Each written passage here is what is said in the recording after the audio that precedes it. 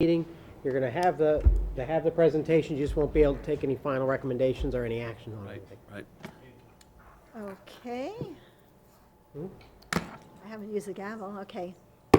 It's 9:10, will the meeting of the LPA for November 14th, 2019 come to order. I see Michelle over there. Would you be so kind as to give us a roll call? Certainly. Committee Member Vincent? Here? Committee Member Colapicho? Committee Member Schwartz? Here. Committee Member Maturo? Committee Member Sims? And Chairwoman Gallagher? Here. Okay, thank you. So I think we'll start with a presentation by Margaret Banyan from FGCU. And she's going to be giving us a briefing on multimodal transportation.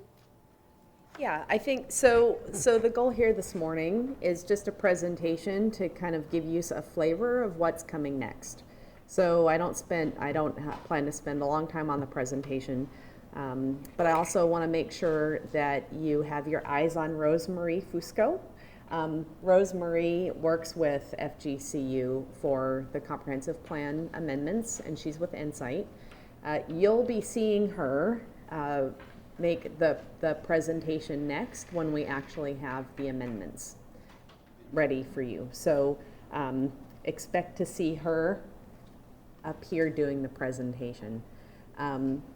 So what I want to do is talk a little bit about the downtown amendments and share with you some of what council was thinking in terms of when we prepared the amendments, what to expect, and they gave us some direction.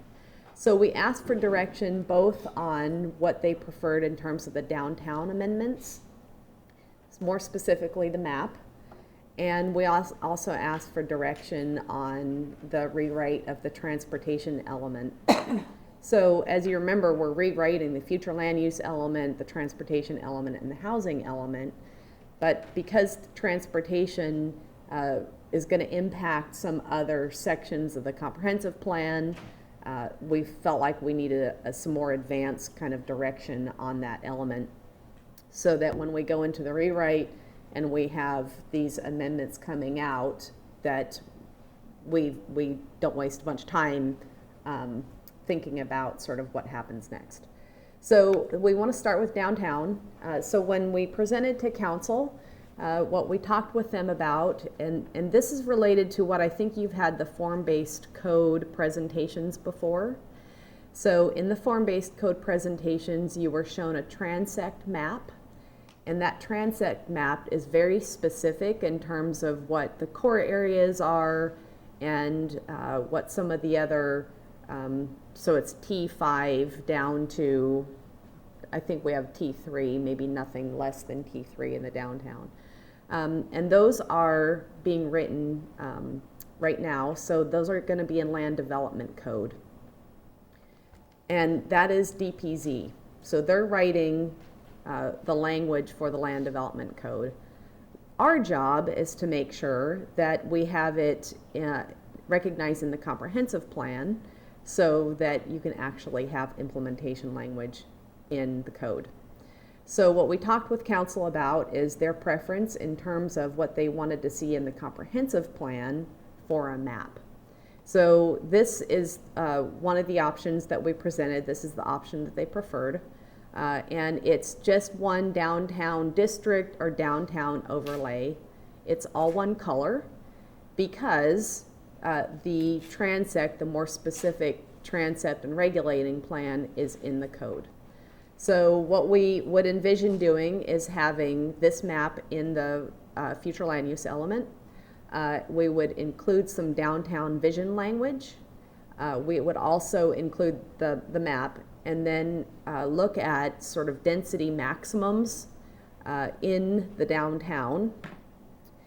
What this will allow the comprehensive plan to do is work with the form-based code and the regulating plan, so that if there is a need later on down the road to move some of the transects around in the more specific code map, that there's that possibility and the process isn't quite as extensive.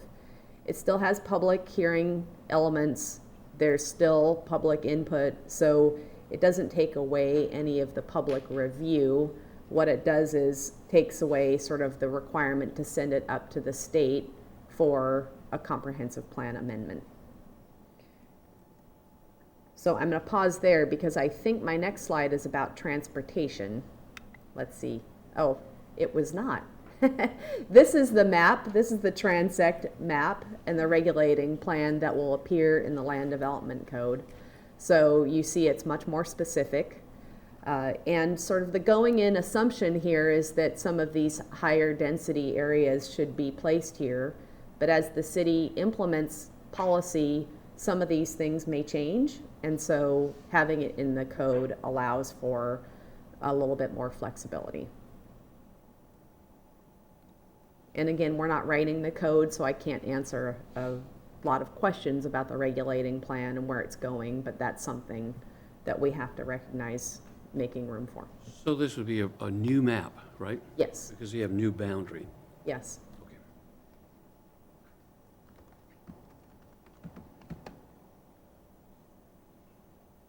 Are there other questions about that? I think next is transportation. so- Yeah, I guess I'm a little behind. I was, in my mind, reading transects is one thing, but I'm not sure I was right. So could you, does that mean where things come together? Or, So these specific areas in this map that you see up here, I believe it's the very dark, the dark purple is what's called T5. So that has a different form than, say, a T4 area. And so when we call it T5, that's a transect. okay. So you can see in the map, they've taken certain parcels and blocks and designated them as a specific transect, Okay.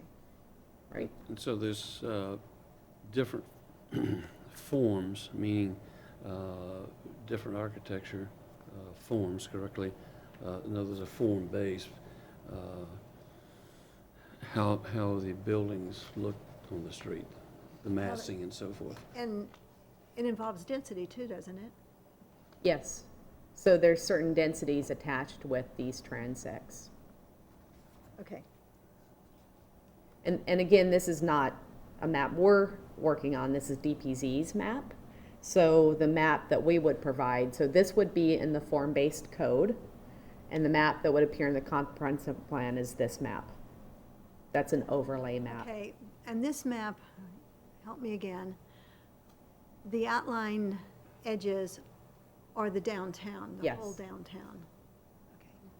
Okay. And there have been some tweaks through the coordination efforts with DPZ, one-on-one meetings with City Council, and then public hearings with City Council. The downtown boundary has expanded in certain areas. For example, we've included Community Park, and also some increased areas along the edges of the boundary. So it made sense to create whole streets, taking in both sides of the streets versus half the streets. Yeah. So it was also fine-tuning those boundaries as well. Okay, all right, good. So that's what so this is what you can expect to see when we come forward with the downtown amendments, is something similar to this. And of course, the policies that are associated with downtown will be amended. Okay? Good? All right. So I'm going to move on to the transportation element. What we presented to council was a few different options for the element. And we've been working for probably 3 or 4 years on thinking about how the city should really think about its transportation. And you've been moving forward with a lot of complete streets policies, with your bike ped plan, with a ultimate goal really to create more mobility and accessibility. And so the options that we presented were, one, we could tweak the transportation element and just update its maps, because no matter what we do, the transportation element maps are out of date. So that was one option. The second option is to think about including some more multimodal provisions in the plan, update the maps, and update the element. And then was the third option that we presented, was to think about a mobility plan and fee. So this does a little bit more in terms of embracing a multimodal vision for the city, and it really has an accessibility kind of focus. So let me talk about what that means a little bit. The way the mobility fee works is it's based on person miles traveled.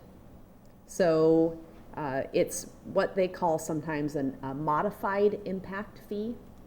So what that means is that the fee is associated with estimates about how a certain development would create person miles traveled.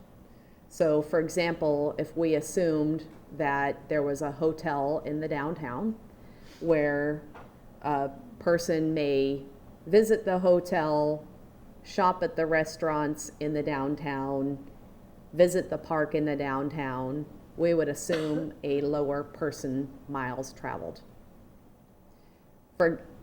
Alternatively, if there was a development that was very auto dependent, where that was going to create more miles traveled as a person, that fee would be different. So the mobility fee is generally based on a person miles traveled. So that's a little different from what you have now. Just want to spend a second to kind of do a comparison. Right now, the estimates are trips. So each development now has a trip estimate, and it doesn't matter where that trip goes to, right? So what that means is that a downtown development may have the same amount of trips associated with it as something that is further out in the city. So it doesn't distinguish between where a person goes. It's just an estimate of trips. So that's the calculation. And let me explain a little bit more about the difference in mobility fee, because I know you probably have some questions.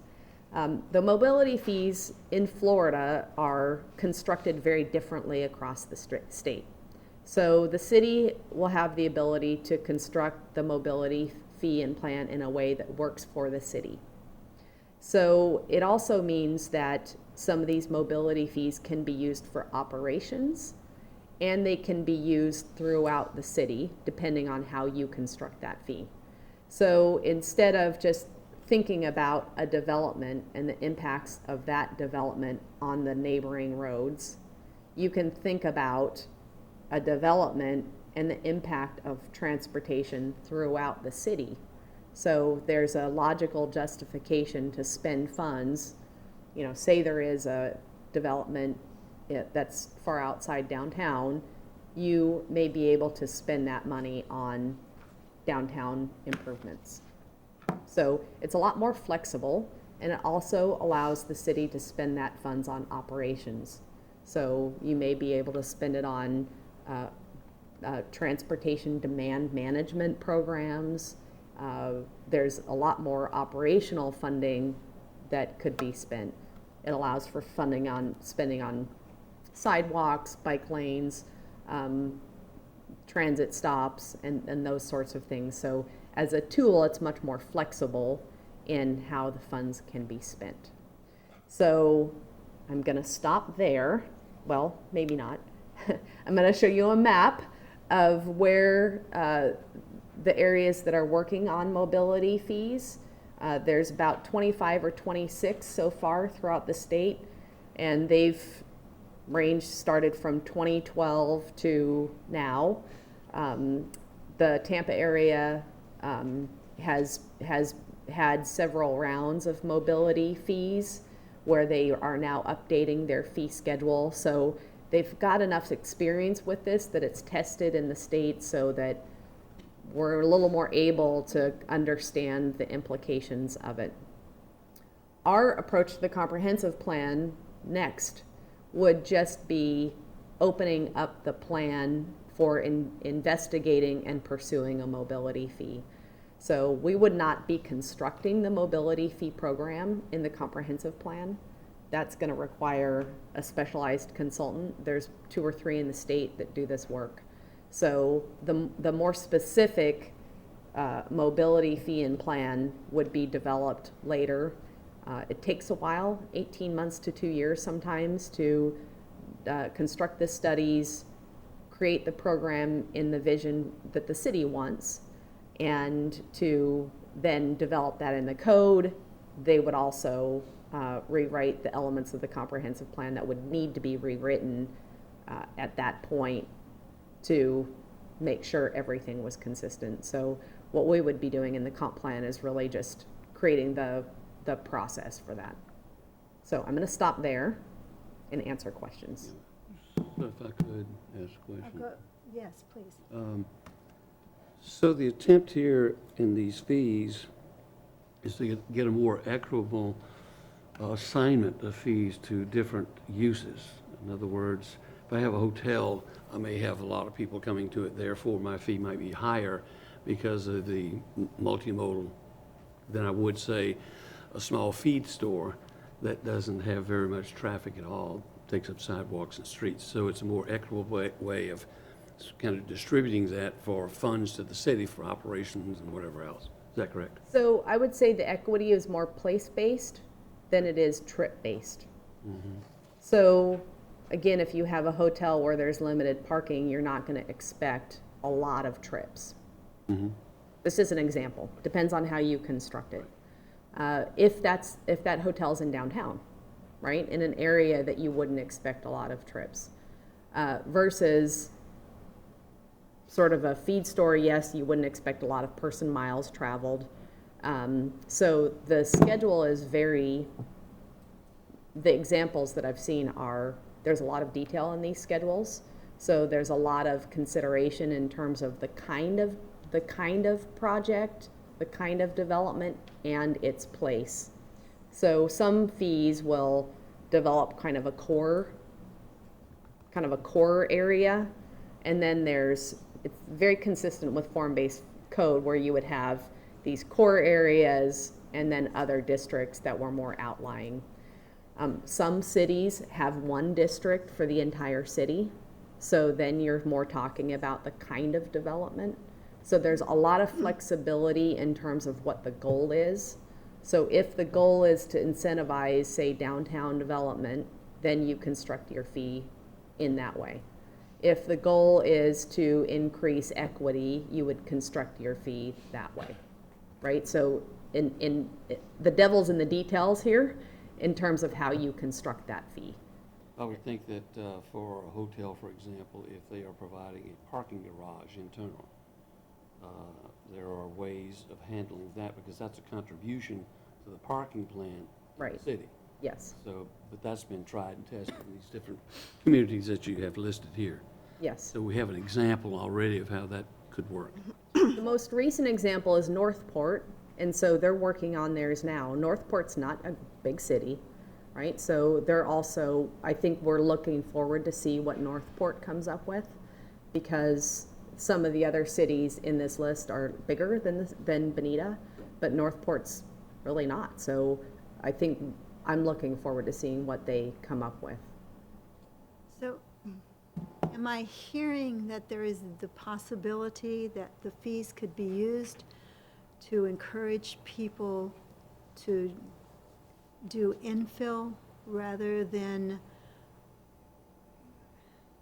going way out from the city, but encourage them to move closer and fill the city out from the center rather than just letting people go willy-nilly? Yes. I mean, I guess to a certain extent, you got to let them go willy-nilly wherever they want. But people who would try to build in would get a little bit of a break there. It creates more incentives to direct development where you want development to occur. So again, the details about how that's constructed are to be determined. And so the focus really is what's the goal of the city and what's the transportation goals for the city. and the development goals, because it works together. Now, would any of this ever be used for environmental things? I'm trying, So explain that a little bit more. I'm not sure how to explain it. Well, obviously, rather than roads, I mean, if you were creating parks, would it go to anything like that? Or, Generally, the fees would not go to parks. okay, So, because there still has to be what's called the rational nexus between the fee and the expenditure. and I'm also thinking about small parks, Mhm. pocket parks. That's my own term, nobody's ever heard it. But sometimes they're just places set up between buildings, or just places where people would be walking through and they would set up a small park. Maybe it might be as big as this room, or maybe half the size of this room. So I'm familiar with pocket parks. Oh, is there really such a term? There really is a term. And so Didn't know that. again, the fee has to be really related to the impact, right? So if you're talking about, say, a pocket park that has a sidewalk around it, I mean, there's a possibility that it could fund sidewalk, but it couldn't necessarily fund sort of some of the other development of that park. A bus stop, bike boxes, those kind of things. Okay. we found Okay. as far as we know. Margaret, Yes. do the mobility fees also encourage walking and biking versus auto transportation? So what encourages walking and biking are good facilities. And you can spend some of the mobility fees on program sort of promotion if that's the desire of the city, if the city constructs it that way. So there's an operational element that could encourage that activity.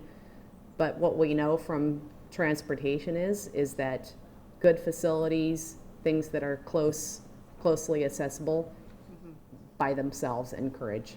Street trees, a facility that's seen as safe, so a sidewalk that, doesn't have cars whipping by, but has got maybe some tree buffer or things like that.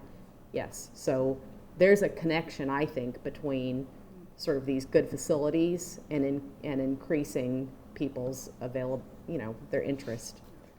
So the fees could, in theory, subsidize facilities? Yes. And to an extent, they do now, just not in a very flexible way. Yeah. Okay, let me ask one more question here. You've probably looked into some of these communities here that have done this.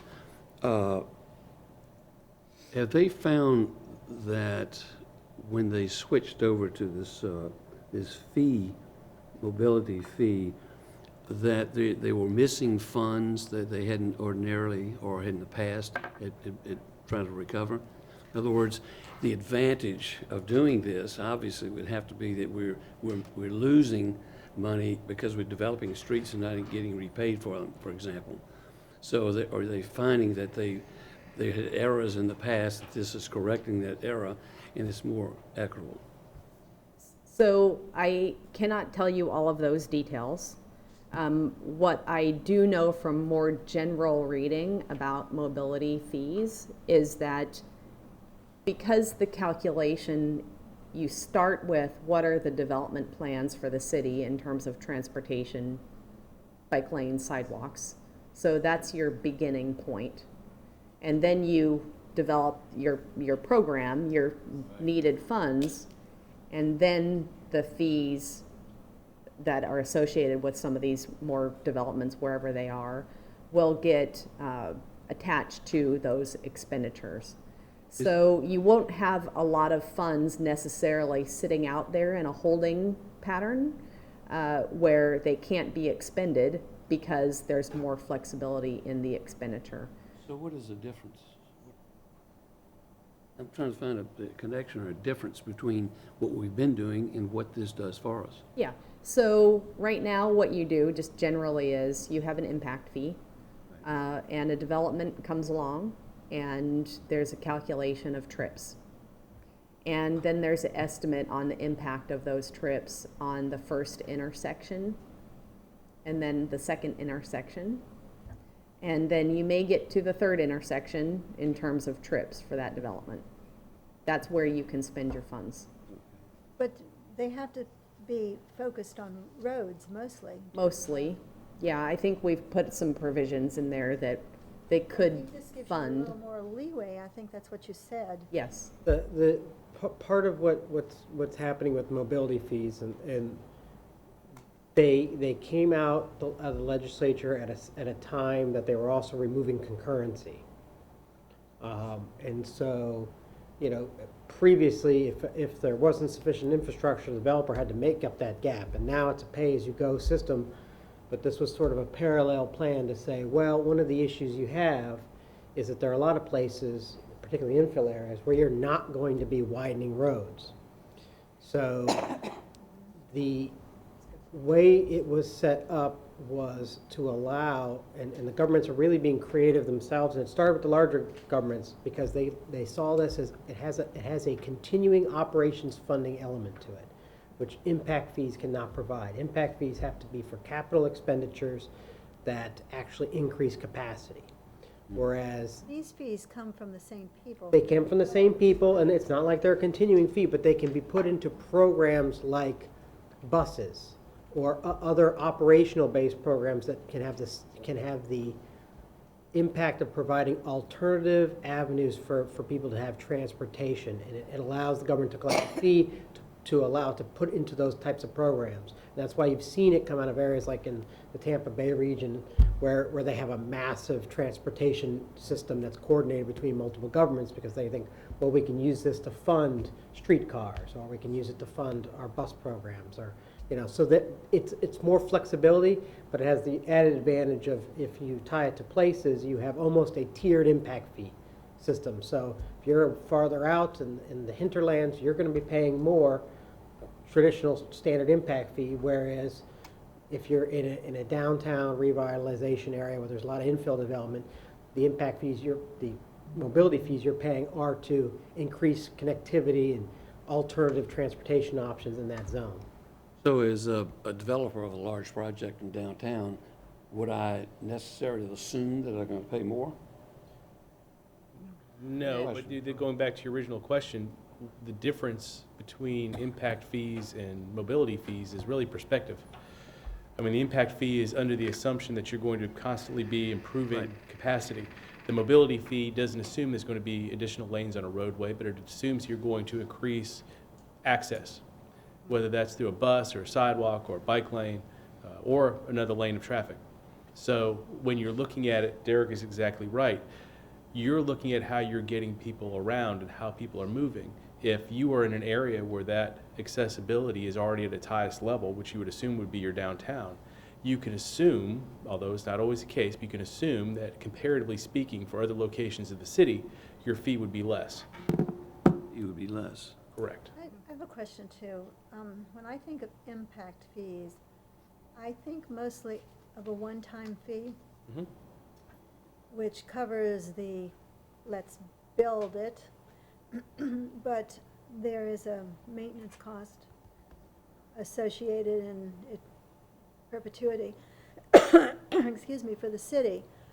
How does this relate to helping anything for maintenance and so on? Can you use this money? You don't have But the you're- restriction. But you're also not getting people who are already there putting into the system, because it's a one-time thing too. So I guess the only other thing you have to do is to put taxes on people's property or whatever to maintain things. Is that the option for that? What you had, I'm trying to take care of two things.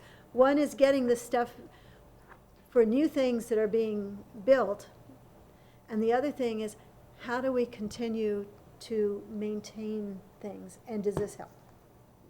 So the mobility fee is also a one-time fee, Yes, and the impact fee is a one-time fee. yes. So the difference between these two is that the mobility fee can pay for some maintenance and operations, whereas the impact fee cannot. So you want to add more on to that? No, because you work under the assumption that what you build will also have to be maintained. Impact fees are basically allowing for the capacity to be constructed, but it doesn't assume ongoing maintenance. This assumes not only the improvement to that mobility, but also that the common sense thought that you have to maintain it once it's there. When we had this discussion originally, I forget how many years ago it was now, the point was impact fees will let you build a bus stop. The mobility fees will let you pay for the bus and maintain that system as well. So there's restrictions with impact fees as to what they can do and where they can go. Mobility fees seems to take a different perspective, a longer range and more holistic view of transportation. So it doesn't just include turn lanes and vehicles, it also includes, as we've said multiple times, buses, bike lanes, sidewalks. All of those go into miles traveled, which is how you calculate that fee and how you assume that accessibility. And I think there's one other just sort of side point, is when you assume that, if someone develops out in the hinterlands, that they may be going to the beach, right? An impact fee right now isn't going to increase any capacity for the beach, right? But we know that people go to the beach.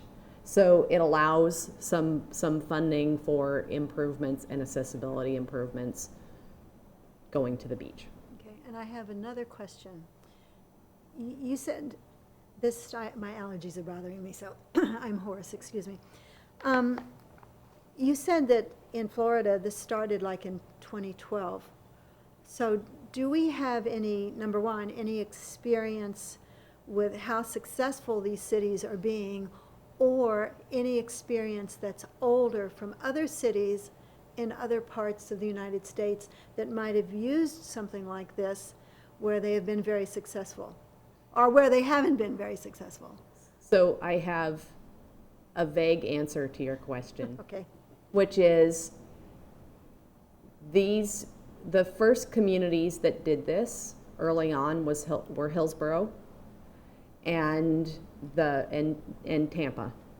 So those were the areas that were first working on them. They haven't stopped and they haven't reversed their programs, and the impact fees are just growing across the state.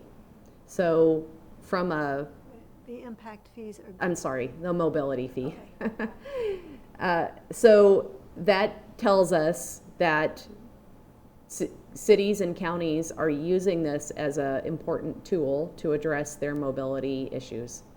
And this hasn't been a backslide. So it's kind of a vague answer to your question. I have not directly interviewed the communities that have done it, but this report here that this picture is from is a good resource that I would be happy to forward on to you.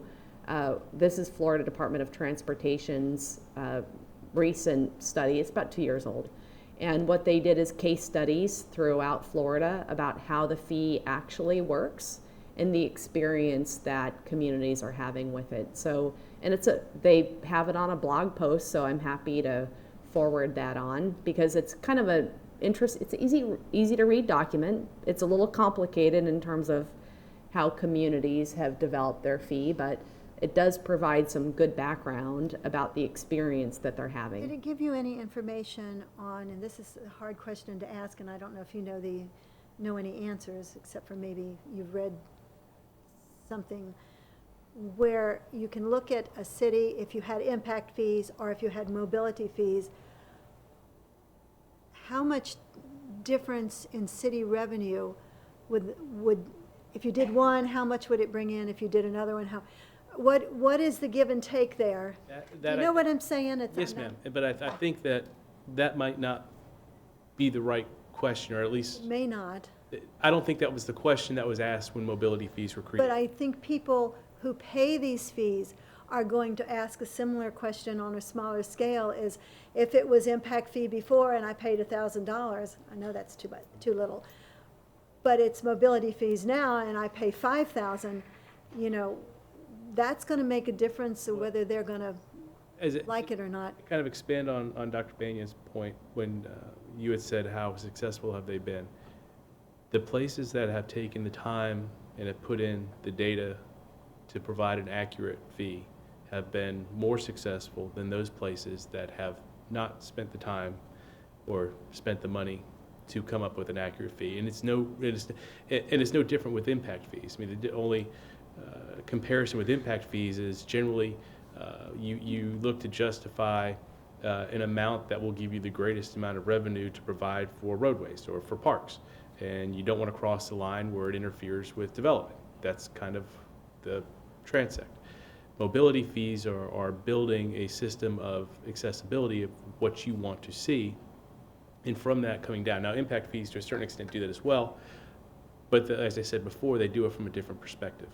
This perspective, I don't know if it necessarily changes the amount project to project. It could change the amount based upon the location, because you are looking to guide development in certain areas.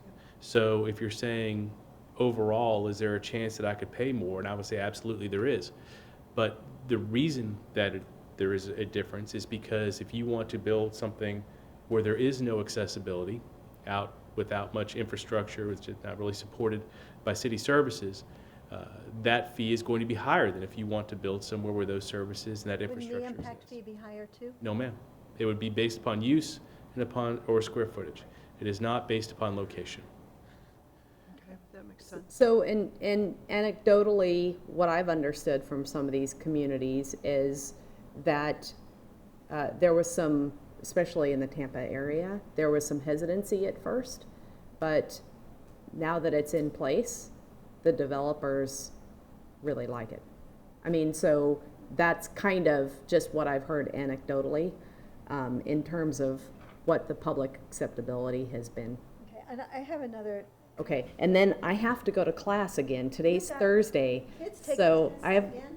they're not taking a test, but I do have to deliver some, hopefully with some wisdom. Yeah, let's keep it going. Yeah, so, well, my other thing is, you made a comment that you have to have a basis in your comp plan to do this, but also that, and you said too, you have to really study this to figure it out. So I'm hearing also that you have to know how your city's going, which direction it's building, who's building. How do you know that? Because you did not know when people bought all this land on Bonita Beach Road 20 years ago, you did not know that it would be developed this year or last year, or it could have been developed 10 years ago. How do you know those things to be able to accommodate the cost of the fees at the time that you need to do it? Because at each Am I making stage sense? along the process, they evaluated a certain level of detail, and each level of detail came a certain amount of information. So when people bought the property out in East Bonita, they came in to one, annex property. Second, to amend the comprehensive plan with the future land use designation. Then they came back in with zoning, and then they came back in with engineering plans. And at each of those steps, there was certain information that was provided. So no, as soon as the property closed, we did not know exactly what was going to go out there. But as that property worked through the process and provided additional detail, that picture became much more clear to the point where today we have construction. So this will be no different. We have the comprehensive plan and the future land use element to guide us in terms of where infrastructure should go. The capital improvement program tells us where we're going to make improvements over the next 5 years or so. It guides you, but they're going to put Yes, it where ma'am. they want to put it. And so this basically takes that and expands upon that so that you have an idea of what it costs to provide that accessibility for not only uses, but locations. Okay, and then that would give you the ability through the city council, whatever, to raise some of those fees? The purpose is not necessarily to raise or lower. The purpose is to create the vision of how you want the city to develop from an accessibility standpoint, and then to look at how those uses that want to construct impact or contribute to that, and is to establish the appropriate fee. In terms of a comparison, you're saying, is this more or this less? That, I think, is just a byproduct of, if we're establishing an open process to create this fee, which you would have to, there'd have to be studies, there'd have to be information, there'd have to be public hearings, then I think that you find a certain level of comfort than if somebody just goes and creates a formula. And we've seen this some with impact fees, because the math is a little more difficult to follow, where you're not exactly sure exactly how that number came up, where was it created from. So while you're correct, developers do not want to spend money, but cities also don't want to spend money. So you wind up with a situation where improvements need to be made, infrastructure needs to be provided, and we come up with the age-old question of who pays for that. Let me add Well, something. you also want to get a balance, because you want to be able to pay for it and not have it be a burden on the city where you're going into the red for it, especially when you're starting out. Well, Ms. Gallagher, let me try to tie the 2 points that both Dr. Banyan and Mr. Dollner pointed out, which is, when it comes to the revenue part of it, there's something that has to be taken into consideration in areas like Old 41 District, which is, time-honored tradition in government, use it or lose it. When you charge an impact fee, that impact fee has to be, there's a nexus requirement to the improvements you're going to use that impact fee money in that area to improve the capacity. If you don't use it, or you try to use it outside that area, then you have to refund that money. And so by having an impact fee system that's based on capacity and trip generation, what you're doing is saying, if we want to have a constrained downtown where we try to keep it walkable and have these alternative modes of transportation, I'm not going to be able to collect any money from anyone in those areas, because I can't use it out on Bonita Beach Road where I might have a need, but I just can't rob that pot of money to do that. So by having the mobility fee, you're no longer tied to that very restricted zone, and you can tie the money into the entire network. So whether it'll be more money into the coffers or less money into the coffers won't be determined until we have a plan. But the reality is that you will have more flexibility, and you'll certainly be able to utilize that money more effectively, where you might not be able to do that strictly under impact fees. Okay, Okay, I have one more slide. sorry. This is very interesting. It's very interesting, and more to come. So this won't be the last time you hear about mobility fees. With that in mind, what we'll be doing is opening up the process for the mobility fee. We'll be doing all of the other updates of the maps, because the transportation element still needs to be updated in terms of maps. And I think we've talked about the other points. What I did want to share with you is the expected timeline for some of these amendments. So the downtown amendments, we're looking for transmittal sometime in the second meeting of January. So you'll see Rosemarie talking with you about what those amendments look like. Possible adoption February 19th. And then we anticipate doing a public workshop sometime the third week in January, which seems to be a good time for the public workshops. We have not set a date for that yet.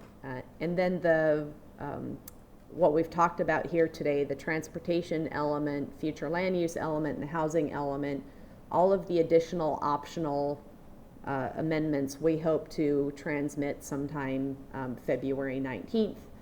And looking forward to adoption April 1. So that's also sending these up to the state. So that's kind of the timeline about the timing of some of these amendments. Okay, I think that's it for me. Good. Thank you. Thank you. Great conversation. Thank you very much. Yeah, that was very interesting, and very informative. Thank you. Have a great day. Thank you, Margaret and Rosemary. All right. Just a quick question. This was for information only, so we're not. That's we're how not it turned out. We're not expected to do any You can't. motions or anything. My personal list. Okay, are there, So the should I put out for comments? Yeah, if there's anyone here. I don't see any, are there any comments? Seeing none, we'll move on.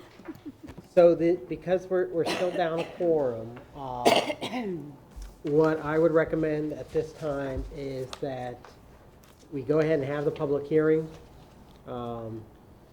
It's sort of it's not a completely ununique situation, but we're legally required to hold a public hearing with the local planning agency on development regulations.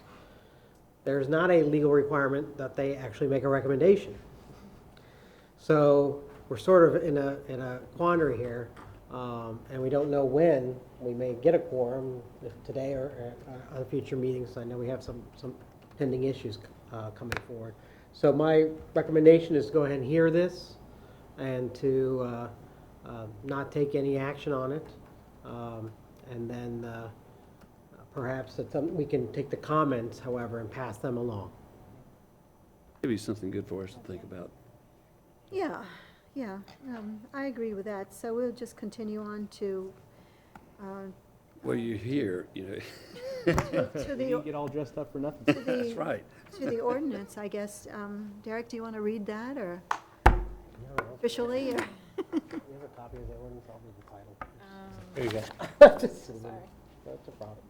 It's an ordinance of the City of Bonita Springs, amending the Bonita Springs Land Development Code, Chapter 3, Development Regulations, and 4, Zoning, relating to development and construction, surface water management, drainage, amending Section 3-136, additional required submittals, amending Section 3-193, final inspection and certificate of compliance, amending Section 4-2224, clearing, grading, and filling of land, provide for conflicts of law, severability, codification, scrivener's errors, modifications that may arise from consideration of public hearing, and an effective date. Thank you. All right. John. Hello. Before those that can answer your technical questions get started, I just figured I'd give you a real quick explanation as to why we are here. As Bonita Springs has developed over time, you have a situation where flood regulations have changed and elevation between houses has grown, say, disproportionately high. So what we are trying to do is minimize impacts on infill development as one aspect of this, where you have regulations for new houses is somewhere between 5 and 6 feet higher than adjacent or existing houses.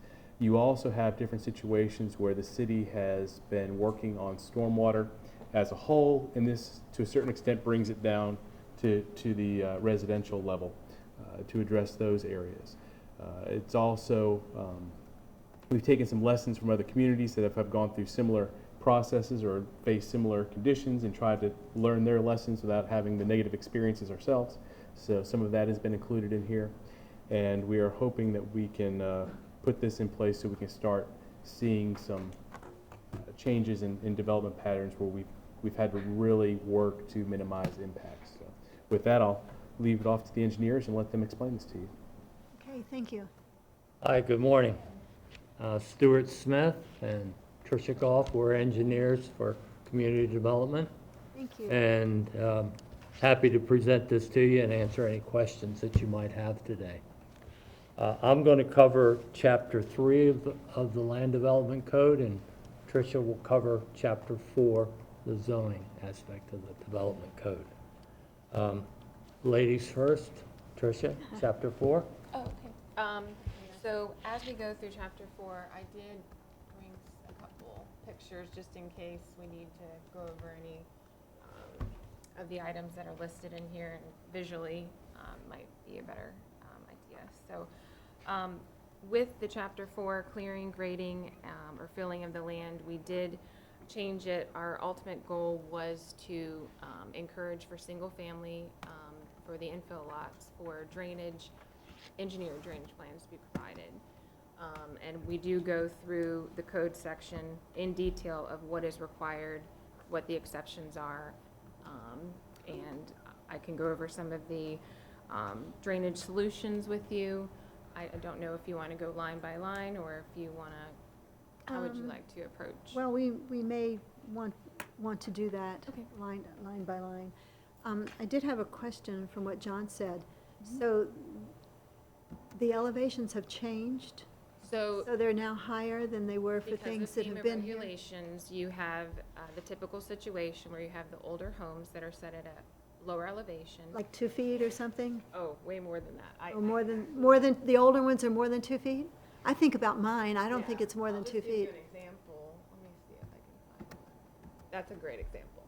What? So that is a house on the right that is set to a higher elevation. And actually, the house to the left isn't really that old, but unfortunately, transitioning from the higher elevation requirement to the lower, having the required drainage plans from a civil engineer would help us at the time of review for residential building permits be able to not have this situation happen. So I just had a couple slides, like I said, just with some challenges, sorry. So just, you know, this is a classic case of not having the right BMPs, so your erosion control devices. Let's see. Obviously, turbidity is very concerned, and making sure your adjacent neighbors are not impacted with the stormwater. Just go through. This is where your mangroves, unfortunately, were impacted because you graded too much on your lot. So you put too much fill on your lot and you didn't transition down to where you weren't affecting waterways as well. So that's good way to put of why we are here to require engineered plans for the drainage stormwater for single-family homes. And we're looking here of new things, right? Correct. So we Already would, been- so right now, we don't require engineered plans. We just require a drainage plan. But with the engineer being able to provide the information, they could possibly have to give us calculations if they're adding too much fill to the site, in an example like you saw. There's different alternative solutions. I can just actually go through.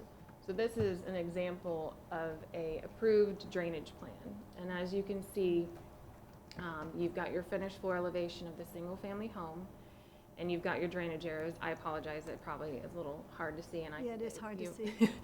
On the right-hand side, you've got your cross-section showing you proposed elevations and how you're transitioning to the existing elevations at your neighboring lots and what your Crown Road elevation is. So the goal is to try to keep what you build from causing a problem for your neighboring neighbors properties or down are down, yeah, the line where wow. have a huge issue. So we just are having a lot of drainage concerns. Obviously, with City Council, stormwater is one of their #1 goals, and it's also in our comp plan under infrastructure element for Goal 1, and it is one of our top priorities on trying to achieve. You know, obviously, single-family residents, you think needle in a haystack, but if you've got many homes that are causing drainage issues, it adds up. So we I feel, just think of all the old things that are there. Our houses are built in 2000, and we've had some, Well, yeah, but ours are at 12 feet. I think they're talking mostly the at this transition- point. you're Oh. talking, I was talking about not the elevation from sea level. When I said 2 feet, I was talking about from curb level. and usually, and Two different things. Florida Building Code requires you to be at least 12 inches from the crown of the road, no matter what, you're gonna be there. Yeah. But a lot of homes wanna go even higher or need to go higher because of FEMA regulations. But if we had a new home built, say a home was destroyed by fire or something, and we had a new one built in our neighborhood, it would fall under these codes. I believe so. And now you're building higher, so the planning process is that since it's higher, the water is not going to run We're wanting to contain. into our properties, Or direct it in. so it has to be directed into so something you- else. Yeah, so you achieve historic flow or make your drainage situation better. With the overall goal, I may add, is to avoid adverse impact to adjacent properties. And when you're dealing with a small residential lot and small setbacks, there's very little room to make that transition from the higher elevation to the lower elevation without impacting the adjacent property. You have to get details on paper and approve these things before the permit's issued, so there's not problems and expense and delays when it goes to I construction. think this makes a lot of sense. I know when there was discussion about development in the Bonita Springs Golf and Country Club, a main concern of some of those residents was that new properties were going to be built at a significantly higher elevation and would definitely impact the surrounding homeowners. You want to make sure that transition from your higher elevation to the existing homes, which are set at a lower elevation, is sufficient where you can capture the water and you maintain it on site, or it goes to the main outfall. And see, this, with these large developments, the civil engineer takes care of the overall drainage, so they understand, city standpoint, where all this water is going and how it's getting there. My concern would be the individual residences and how that impacts them. So that would be my concern. You know, and conceptually speaking, what you're proposing here for the individual property owners, how has that impacted the comp plan? In other words, how do we make a connection with what the comp plan requires us to do as a board up here and with what you're proposing here for each of the homeowners? Because I know that, as I've mentioned to you before, it's going to add some cost. So we have the infrastructure element for stormwater management. And goal 1, objective 1.1, improve stormwater management in terms of both quantity and quality within the city. And there is other sections that talk about your runoff and making sure that you capture that and you, again, don't flood your neighbor. But there are instances within the infrastructure element and the conservation coastal management element that do indicate and have a connection. Yeah. So we're, for LDC. so we're saying is that we have a problem right now that's not being addressed properly. And so by introducing these new requirements and mechanisms, we can ensure that with residential development, which contributes a lot to our watersheds, can be handled properly. Because allowing a contractor to just do a finished grade is not good enough. It's not working well enough. Particularly, you showed some pictures next to a mangrove, the mangroves. Well, he's just going to slope this thing to drain away from the house. After that, it's not up to him where it goes. So you're trying to get control of that as it impacts the city as a whole.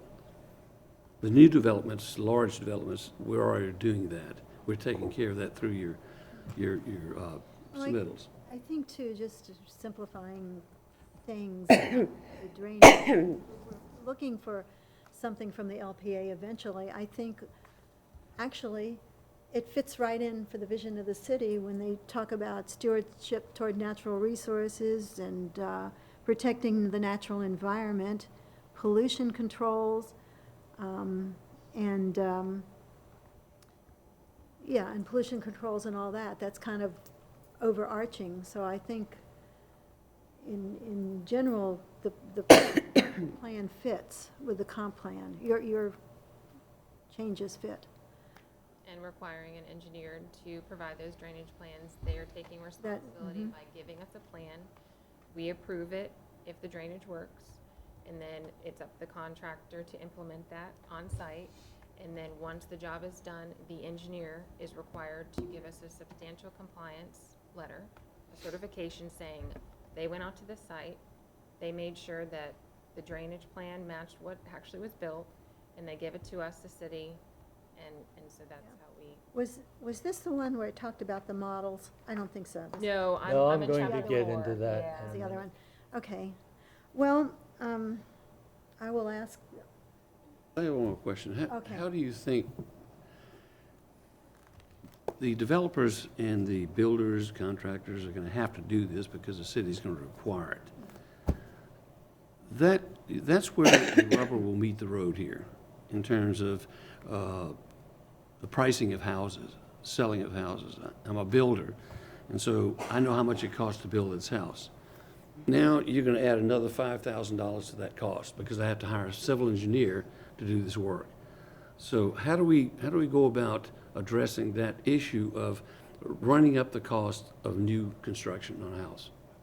I think I could take a step back to kind of frame this a little bit to provide that answer. Right now, we're still addressing these items. We're still going back and working with contractors and builders to prevent and mitigate these issues that we've shown you. The difference between what we would like to do versus what we're doing today is we would like to do this in the planning stage. Right now, once somebody has a house under construction and they realize that what they've done in terms of their plans is not adequate, we have to go out and essentially retrofit a construction site, which is not cheap. And there are times where $5,000, let's just say use that as the benchmark because that's the number that's been thrown out, would be a bargain.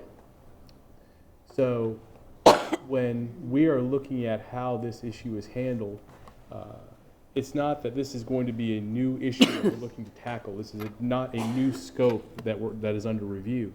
This is simply the ability to address a serious concern and a serious issue at the planning stage as opposed to the construction stage. So while this fee may be known up front, the benefit is the fee is known up front, and it is not a surprise during the construction phase. So there are some developments and some houses that do not have this issue or would not have this issue, but there are others that have been significantly impacted by the impact that they've had on their neighbor from stormwater.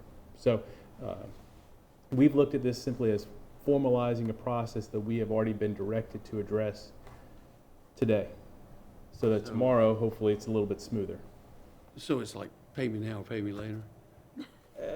The short answer is yes. No, I understand all that. I think it's going in the right direction. I guess I have just a problem with bringing more professionals on board. Although civil engineers are the ones that can solve this problem. You know, they're the only group that can solve this problem. What alternative would you have, though? There really is no alternative because you can't turn this over to the builder to properly grade things and try to understand, Well, and I'm they're dumping not in trained the in that. swale, I don't care where the swale goes. Basically is what you're having.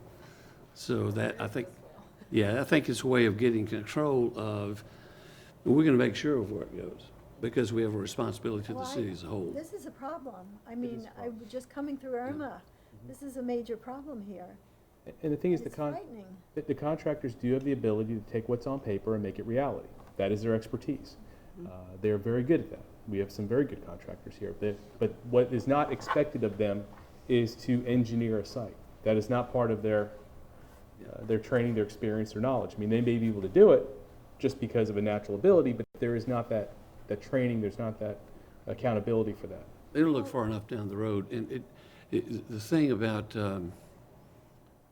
commercial doing this is fine. When you go to residential now, there's a brand new requirement. You know, it's a new There is, thinking. but there's also a much more personal impact when it's not addressed. Well, I When was my gonna ask business you to address floods. that, about the neighbor, Mhm. when the new home affects his property. When my business floods, there are mechanisms, there's insurance, there's a process in place.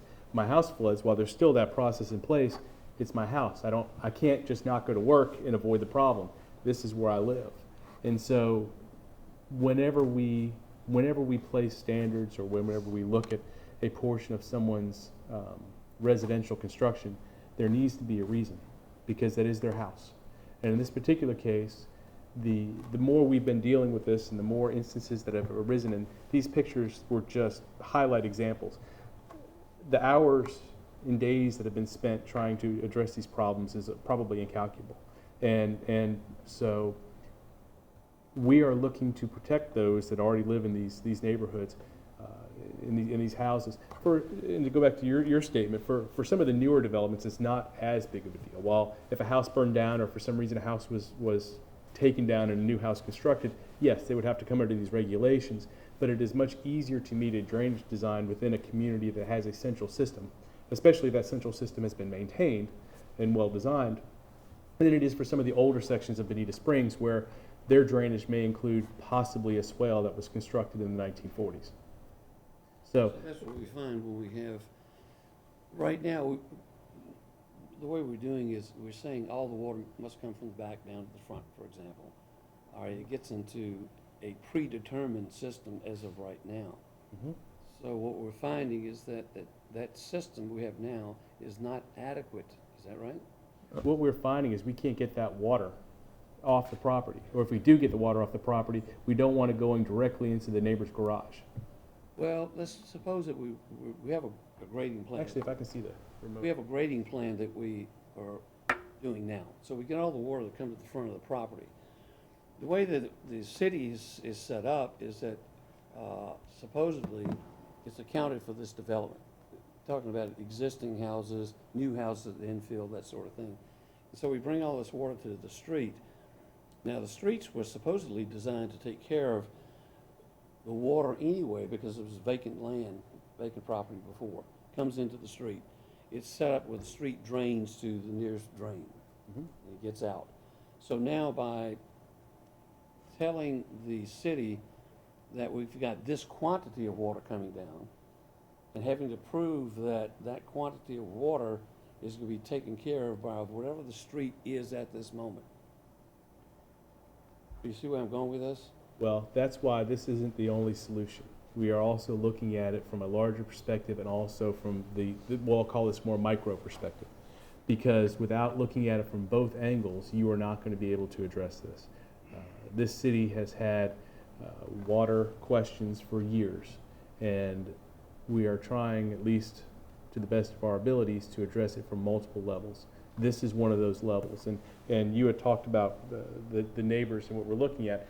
This slide on the left, if you look at that picture, does a pretty good job of explaining some of the answers we've had to come up with in the field. And I say we, it's the two in front of you, not me. And what they have had to accomplish is not only what do they do with the minimum elevations for those buildings and the difference between the existing structures and the newer structures, but what do they do with the water as it comes off of that newer structure, and how do they get it off the site in a manner that prevents damage from the existing residential? But when Stuart, or Tricia, Sam, let me just add one thing. to when you're what- looking at these plans, though, what you're looking for is the direction of flow to the swale, and you're requiring a swale, right? Right. Well, when we do a new subdivision, Sam, we can set up the infrastructure and everything to work front to back, or half goes front, half goes back, however it best fits.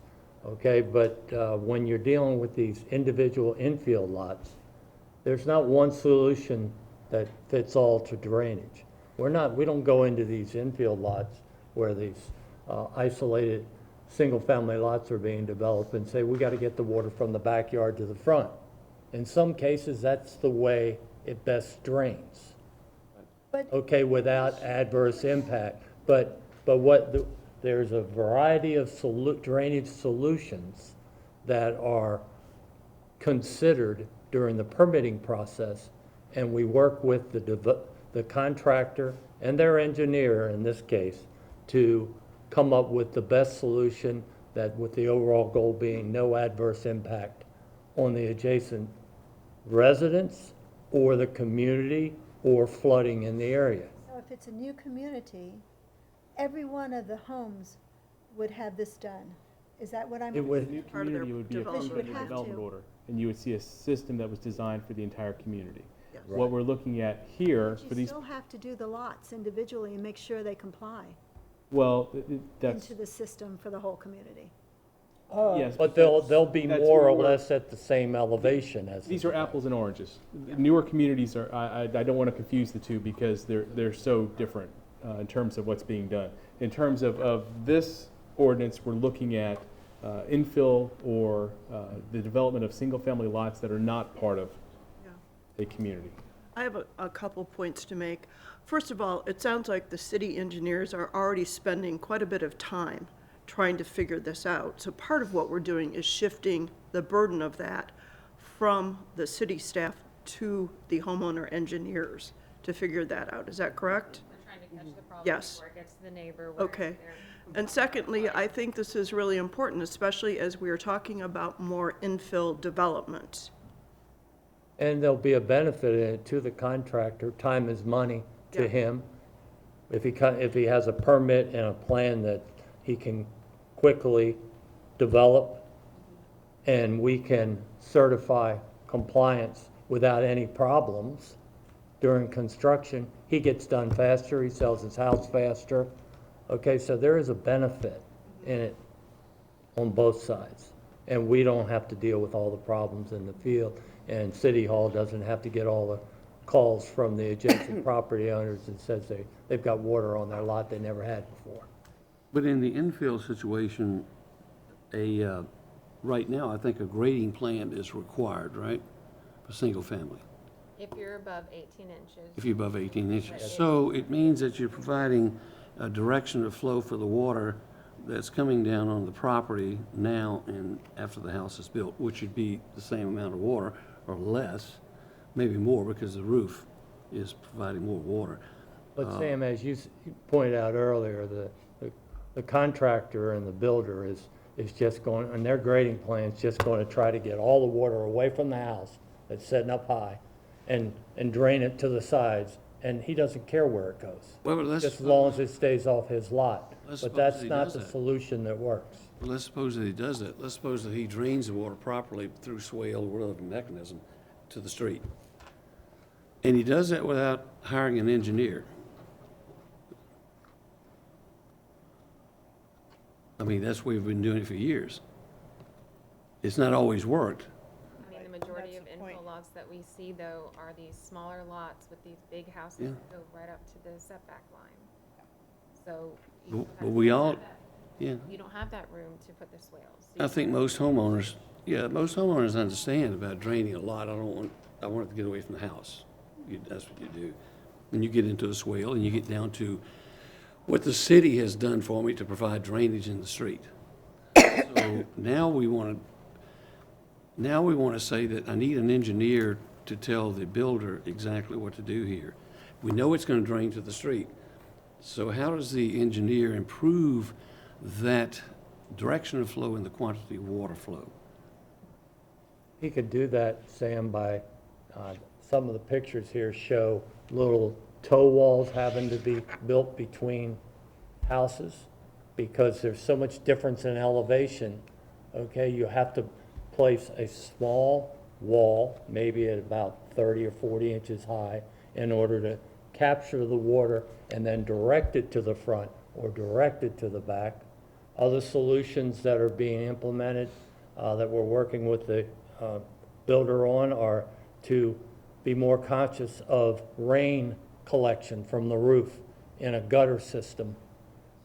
Many times it's appropriate to get it in a gutter system, take it down the downspout, not only just let it go out on the slope, but take it underground in flexible pipe, turn it, and direct it to the place where it should go, whether it's the front or the back. So there's all these solutions are being worked out by the engineer and during the permitting process, and not, as John said, problems in the field and having to correct. What I think Mr. Smith is saying is that an engineer is already doing it. The thing is that it's the city's engineer during construction. What we're looking to change is to address the problems before they start construction. Right I around ask the with, questions for the discussion of it because it's important for homeowners who have to pay more. They have to pay more for a reason, and that reason is spelled out in the comp plan for what we want to do as a city. You know, that discussion's going to have to be had later on as well. But I think that it also says something about not every situation is the same. Examples you brought up here, a contractor may not know how to handle the different situations. Given a simple one, anyone can do. Given one that's a lot more complex, requires some engineering. And actually, when we first started this discussion, I say we, when I first brought this up, the discussion was to create typical designs that could just very simply be included on a set of plans and move forward. The more we discussed it, and the more that we looked at employing those plans in the real world, it didn't translate well, and it didn't work out often enough to be productive. So actually, us including a typical or including some general guidance was almost doing more harm than good, which is why the direction was chosen just to create the standard and create the submittal requirement as opposed to just follow the checkbox and you'll be okay. Because more often than not, we found that just checking the box did not Right. lead you to be okay. You know, what I understand here is I always look for a benefit, or the city to be a beneficiary of things like this. And I think if it's predetermined, it's always better for the city. Oh, yeah. It's worked out beforehand. So I'm okay with that. Okay, anybody else want to say anything? I am thinking that, well, first of all, I had a question on a word which I think is maybe needs something else, or was a typo or something, and it's down at the bottom of the first page, and it's 2A. It says way or improved drainage conveyances. So I wasn't sure about the word way. What did it mean? A way to? Does it need a to? Or a way to improve drainage conveyances, or something like that? Trying to follow, what page did you? It's the first page of this section 4222. It's the very bottom. It says to under site grading, and then there's an A, and it starts out way or improved drainage. I believe that there's a more updated. Yeah, so there should be a revised. Oh, okay, wait a minute. Or- We had, Because that was a typo that we Okay, found. all right. I'm working from the one that I had done yesterday. yeah, and we already apologize. corrected. We met internally and thought there was a better way Let to me see if I can format find that. this for flow. It's actually, yeah, I said it at your table. All right, wait a minute, I'm finding it. I think But I'm- that was a typo that we found. There was, from when it came from Lee County over to our code, Site grading. a portion of that sentence was taken out. Okay, It you've actually has changed to the do whole with site right of grading, way. and then there's no A, you changed it to a 1. So where you're talking about as far as where that way. Well, that would have been on the third page then. Okay, I guess, is there a lot, are there a lot of changes on this revised one? Yeah, so what we did is, again, for format and flow, we met internally and kind of reorganized the information Okay. and condensed some things. Well, you fixed that problem. Yeah, so we added like a purpose and intent section, and then we moved the applicability and exemption section, and then we went into the actual contents of the drainage plan, which Tricia can go over. No real content changes, though. I'll defer to. No content changes. Just clarification. Just clarification, and okay. Maybe more detail All right. on the different drainage solutions and just rearranging a little bit. So yes, on the second page, or actually it's the third page, under 2,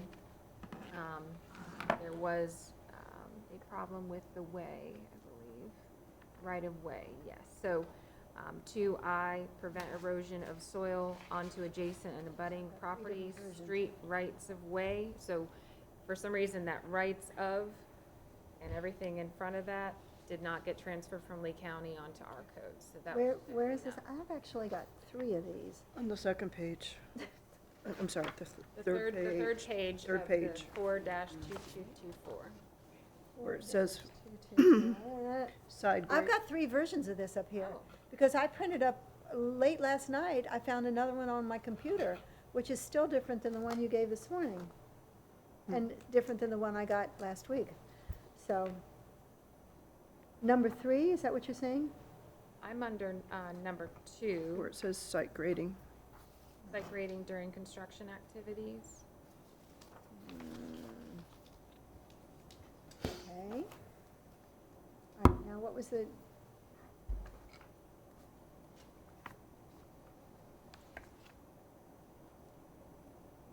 Okay. So this is the one I need to, Sorry about that. okay. So, are we just gonna like handle this one by one, is that, and just, if we have, anything to say, I know we're not going to vote on it, so, One by one, No, I think so. conceptually Issue speaking, by- we kind of understand where this is going. I mean, to go Mm-hmm. one by one here, I don't think we need to go through it point by point. well, I was gonna say for this one that we just did, I don't have any problems per se with it, and I like Yeah. the ideas. yeah, I'm okay conceptually with what I'm they're doing. conceptual, yes, and so, We can't vote on it anyway. no, we can't. So. How do we handle it from here on out for getting approval of this to move it on to council? Well, you know, really, you're reviewing it for compliance with the comp plan, but, you know, obviously the more practical comments and other relevant comments, the better, because that's gonna help to prepare a better ordinance. The legal requirement is that land development regulations get forwarded to the local planning agency for a public hearing. Doesn't say there has to be a quorum to vote on it. Right.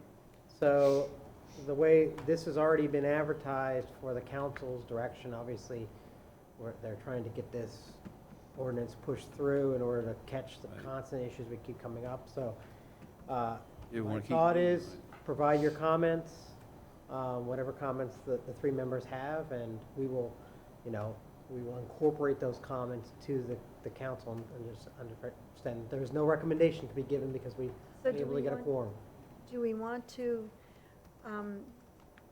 just make comments that we feel like it complies with the comp plan? Or do we want to go each of these three separately and look at them? Since we've already I done them. don't need to look at them for me, I mean. I don't think I do either. I didn't have a problem with the ideas behind them, and, and I thought it complied with the comp plan because it does. Well, my own comment is, there are a lot of things that can be implied in the comp plan. And when you start costing money to people, you want to make sure that there's more of an implication is something that's real. So, and this is what's difficult to do when you have a document that is flowery and general, and these are our dreams and so forth. How do you apply real things to it? And that's what we're doing here. We're applying something to the comp plan. We want to make sure that we're not just implying that the comp plan says this. So that's what I'm trying to do, is figure out when the questions start coming up after council, during council, we can definitively say this is not only implied by the comp plan, but it's more than that. It leads to these things that improve the quality of life in the city. So if you can do that, that's fine with me. I think it's more than just improving quality of life. I think it's clearly an environmental issue when you, Well, you'd have to explain As- how it's an environmental issue. I as mean, you have to well break as this stuff down. pollution controls. Well, when you have all the flooding and everything, and you have minerals and pollutants and toxins in all this water that's flowing, you don't need to be perpetuating it going in other people's yards, and that's hazardous. It needs to be into the culverts and swales and everything where it needs to go out. I may, That gets a little convoluted because we don't necessarily have a system that's working right now, but we have streets that are designed to handle the water to a certain point. When it rains 6 inches here, you can't do anything. I don't care what kind of system you have, it's not going to take care of it. So you try to reach a happy balance here between what homeowners have to do to contribute their portion to providing proper drainage.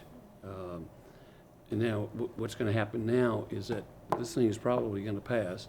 And so what you're selling is that we're saying that if you hire an engineer and he does his work and then he comes back and he signs and seals on the as-built, that it's draining properly and this lot owner has done his job, and that hopefully this will add to proper drainage in the streets and through well, the you drains. do what you can do, and I'm sensitive to the cost, yes. But what horrified me during Irma was seeing the pictures in the paper with people wading through knee-high and waist-high water. And in my mind, that is dangerous. Dangerous, hazardous as far as pollutants in the water and bacteria in the water, but also hazardous of what's underneath the water, and you don't know where you're stepping. So from that respect, I can see it being environmental. And I see this as mitigating the potential harm of new development to existing Yes. homeowners. Correct.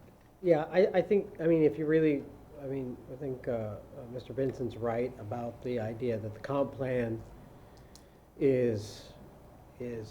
sets out a number of lofty goals, but one of the primary things that we're trying to deal with is property rights. And so what this does is it provides a path, a good planning path to go forward and develop property, but do so that does not impose on other people's property rights by flooding out their property. You do what you can do.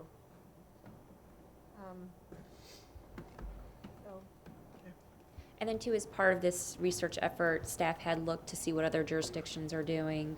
And some of them do require the engineer plans and also by other professionals. So we are consistent with neighboring jurisdictions. that's a good point. All right. So what do you need us to do, Derek? I think we've got some of the comments from you. What we'll do is we'll pass those comments along. And hopefully we'll be able to field quorums in the future. This has not reached council's eyes yet, right? There was a first reading, the draft was there, but they provided no comments. But now they get to see this thing sort of polished up and Yes. moving to the next step. So there will be further questions by the council, and so they will use our comments to gauge, I guess, their comments. Correct, so it's scheduled for second reading next Wednesday. We're gonna go ahead in the green sheet, identify the concerns that were raised today, and also the positive feedback as well. And, We had no public comment. so, and we can, we'll be ready to address questions next week. Yeah. So, I mean, this was kind of a dry run for what you may run into with the council, Yeah. which is good. And I think that city engineer has one more. Yeah, piece that- also as part of this ordinance, we've made revisions to Chapter 3 of the Land Development Code and the submittal requirements for development orders. Okay, this is the big picture. The big development order comes in for review and approval. Well, there's been a lot of concern about flooding, and I know you mentioned Irma several times in your concern. It's a life changer. As a result of Irma and other things, the city has, and through Public Works, they've upgraded a ICPR drainage model for the entire city. Okay? That lays the foundation for us in the permitting process to require, and we're showing this in section 3-136, additional requirements. The change to item 9O.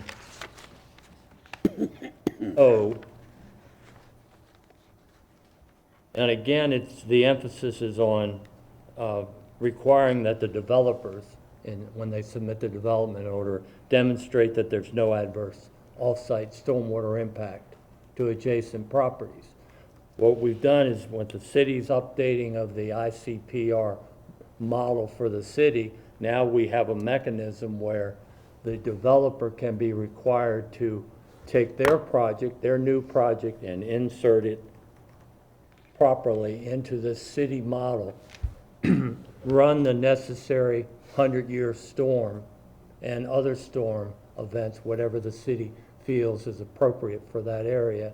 And the model will show what impact their development has to adjacent properties. So this. It's a more detailed way of finding out how development impacts the overall city drainage system. Yeah. Okay, I can read through it, but just the highlights of 9O are the applicant will be required to demonstrate this by they'll have to run the software, ICPR, and show compatibility with the city model. And we also have indicated in this revision in Chapter 3 that we encourage the developer to meet with us, have a pre-submittal meeting and lay the ground rules for what needs to be done, and what model he's going to run, what storm he's going to run, how the information's going to be submitted, so he knows out front. He doesn't have to come in with a set of plans, get it returned to him and ask for more information. Again, time delays. Everything's based around an emphasis on the flooding event for that 100-year storm, but other storm events will be analyzed during the permitting process. That's the design element and the submittal requirements. We have also taken that to the next step and in the final inspection and certification of compliance section, section 3-193. Okay, this is where and it's been mentioned here earlier today, where when the project is done and the engineer of record certifies to the city that he feels that it is completed substantially in compliance with the permit, we, in the Engineering and Community Development Department, go out and inspect it. If we find there's still something wrong, we submit punch list items, and then they have to address them. But the changes that we're making here in this final inspection and certification and compliance process is to require that the developer provide as-built drawings. As-built drawings are details after construction that incorporate changes that have been made during construction into one set of plans. So the city will have a finished set of plans truly representing what was built in the field. Okay, this is something we haven't had in the past.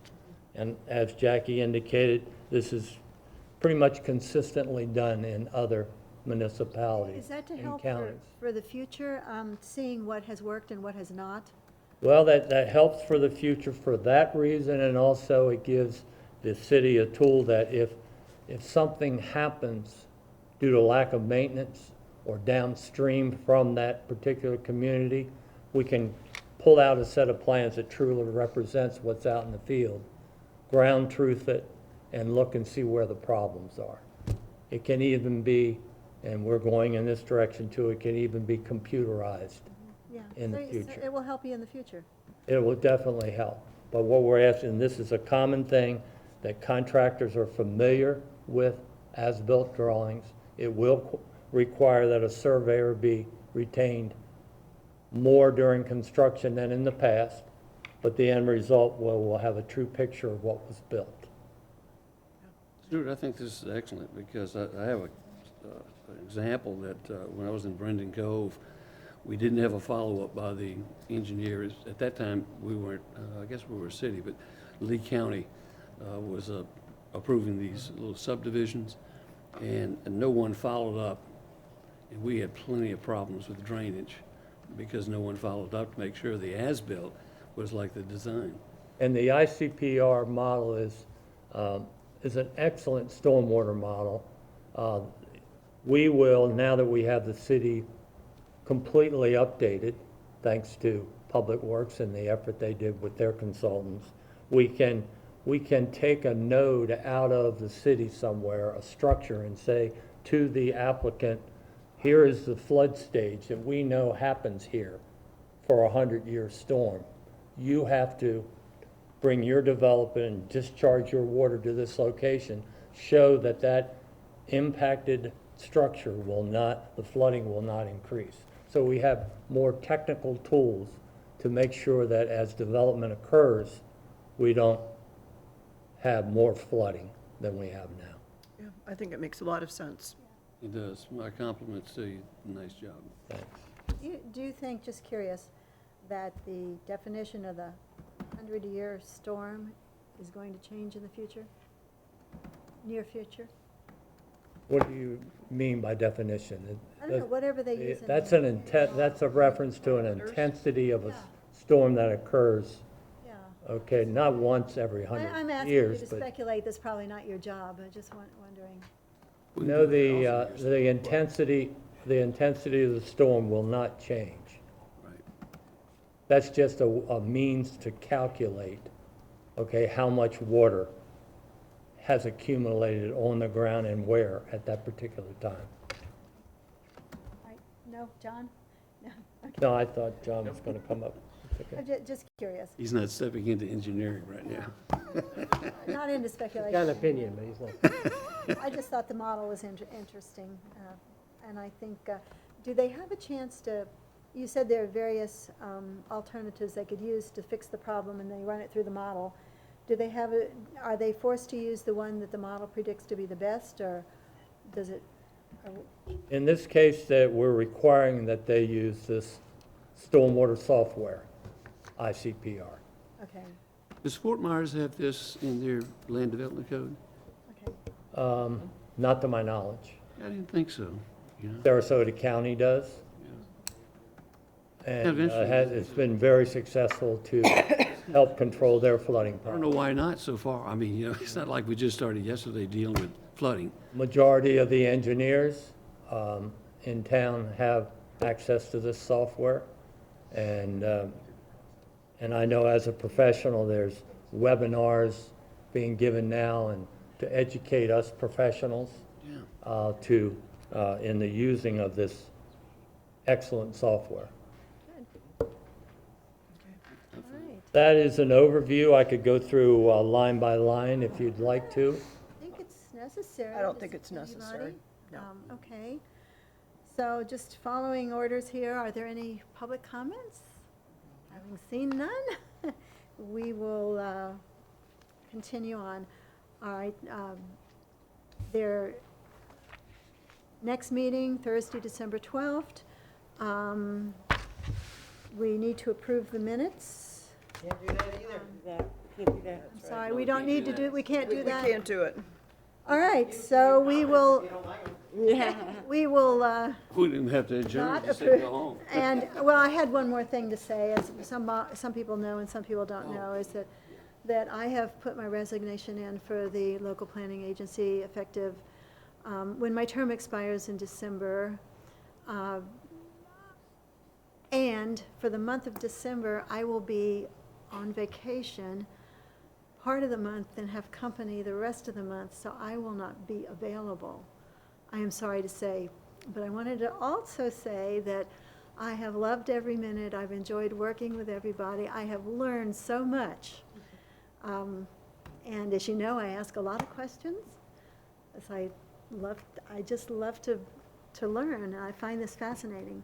So I just wanted to say goodbye, and I'll try to stop by and see people here and there in the next. Thank you for your time. We enjoyed you. having you on the board. Thank you so much. But I appreciate the opportunity. So thank you. How many All right, vacancies do we have now? All right, so We'll have? We all have We only have 10:47, meeting adjourned. Thank you.